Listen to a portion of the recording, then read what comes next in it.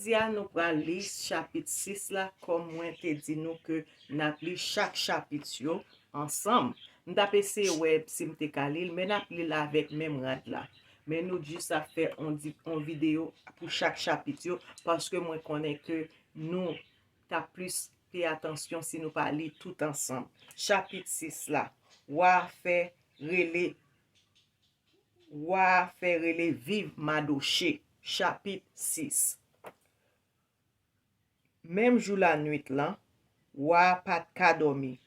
Li fait yo pote archive gouvernement côté il te écrit tout ça qui t'est passé dans pays dans tant longtemps. Li fait li la dans pour li.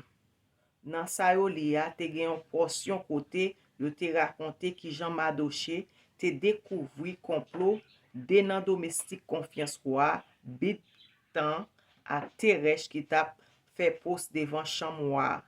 Li te monté pour yo te monté pour yo te assassiner wa mande qui ça ou te fait pour Madoché lè ça. Qui ça ou te bali pour ça. Monsieur qui te observé a répond yo pas fait rien pour lui non. Wa mande qui est nan chef yo qui nan la coupe palais a.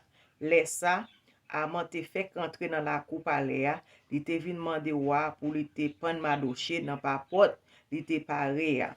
Nan poto li te paré a. Monsieur répond yo, amant la oui, la espérer ou dans la cour. La espérer ou dans la cour. Wa di fait rentrer. Le amant rentrer wa di comme ça. Qui pi bel bagay ou ta fait pour yon moun ta remercier pour service li rend moins. Il dit comme ça, qui bel bagay m'ta fait pour yon moun pour m'ta remercier pour service li rend moins. Amant dit lankel. Pa gen l'autre moun wa ta remercier parce que moi-même. Et puis li dit wa, yon moun ou ta remercier pour service li rend nous. Pour service li rend nous. Eh bien, fait yon nan bel rad ou kon mette sou wa pote bay moun sa. Pran chwal ou kon moute ya ak tout couronne sou tête li ya. Choisi yon nan pi grand chef ou te bay la, fel abiyel moun sa ak rad wa. Epi lè fini fel moute sou chwal la. Epi la promene dans toute la ville la sous place publique la. Pendant y a marché comme ça, chef la va dire bien fort. Mais qui j'en wa remercier moun pour service li rend nan. Laisse sa wa diamant, courir al chercher rad la, courir al chercher chwal la. Et puis wa fait tout ça ou dit là pour Madoché, nom juif la. Wa joindre ni chita bo portail palais a. Pa bliye rien dans ça ou te di fait a.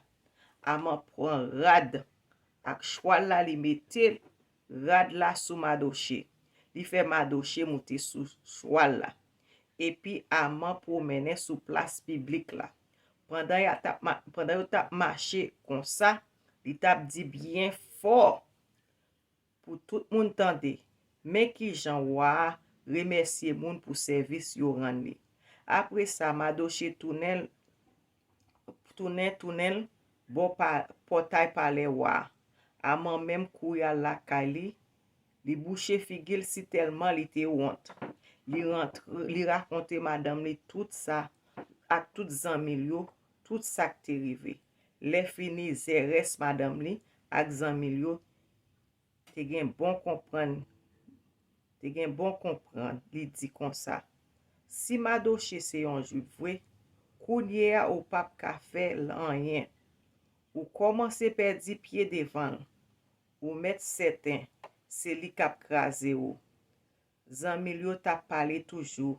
Les domestiques wa yo te rive vin chercher amant pour l'aller tout de suite dans fête Esther te paré pour li a. Et c'est là chapitre 6 la rete. Ça m'ka dit comme réflexion chapitre 6 là. So ça que ou pa vle wè a, c'est li ka fait. So ou pense ki mal qui t'a pral rive ennemi an ta pral essayer faire rivo là, c'est li krivel. Ça que bien net là que amante vle ya, mais c'est kounya c'est Madoche qui joigne li. Nous pral li dans chapitre 7 dans l'autre vidéo. Que bon Dieu bénisse.